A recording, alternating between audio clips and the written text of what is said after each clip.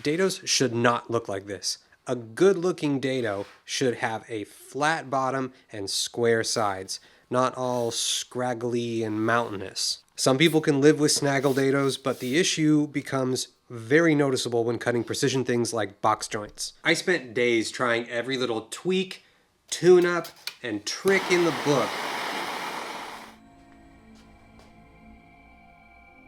to correct the problem, but I finally found one thing that actually moved the needle, and that was pouring super glue into my table saw.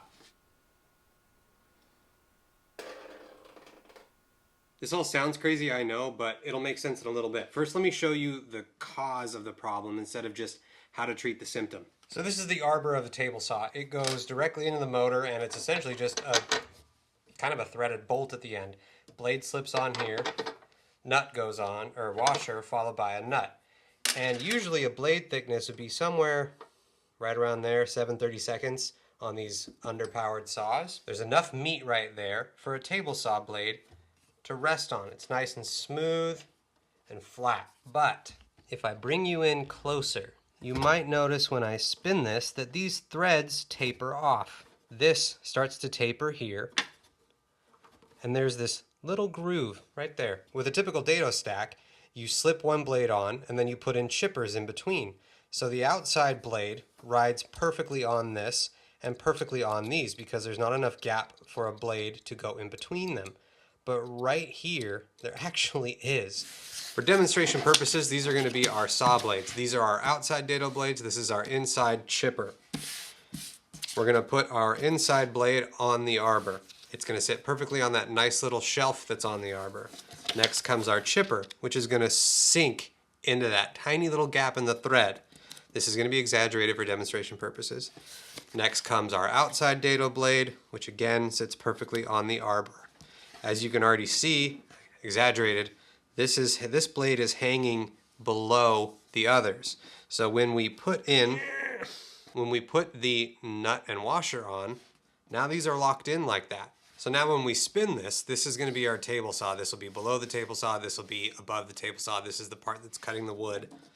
When we spin this, now that inside chipper is taller than the outside blades, so it's going to cut deeper into the wood than the other ones. That's what gives you the snaggle, and it's just going to keep spinning and spinning out of center. So how do we fix that with super glue? Don't catfish me. So really all we need to do to fix the problem is just fill in that gap. The threads of this, with the thickness of this washer and how it's bowed out like that, will never get that far. Even if you put the thinnest blade you can get, they won't touch that part of the thread. So them being full has no negative effect on the saw blade at all. So you just take thick CA glue and just drip it in that thread. Try not to get it on the other ones. If it gets on this side of it, if it gets on this side of the arbor, not a big deal. You see how the thick isn't really running? Give it a blast with accelerator. Spin this around. Do the other side while the accelerator is still there. So the trick is just to use a little sanding block. These are awesome if you don't already have one. Little 120 grit sandpaper, and just sand until the bare metal on both the threads and the side are showing and there's no CA glue clearly or obviously on them. I guess you could use a file, but I think a file is a little aggressive for this. And don't worry if you ever have to reverse this, you decide you screwed up with the super glue. It's actually very easy just to pick out. Ta-da. The important thing is you don't want to sand into these threads or into this arbor. So just take your time, go slowly, gently, a little bit at a time, checking your progress.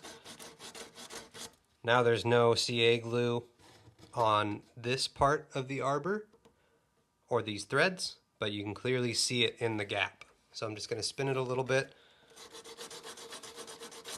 Do the same thing. This looks pretty clean. I'm not worried about that at all. It's just dust anyway. You can put the nut on and double check. Yeah, it stops right where it should. That won't interfere at all. This is fixed. Did the super glue work? Let's get the dado stack on there and find out. That fits.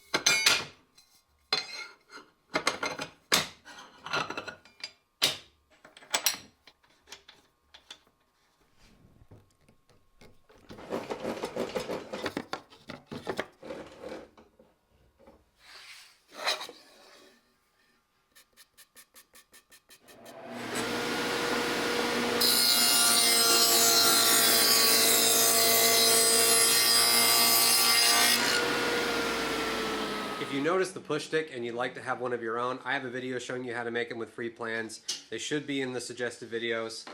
But it looks like this worked out just great. There's no snaggles. The bottom is dead flat, sharp corners.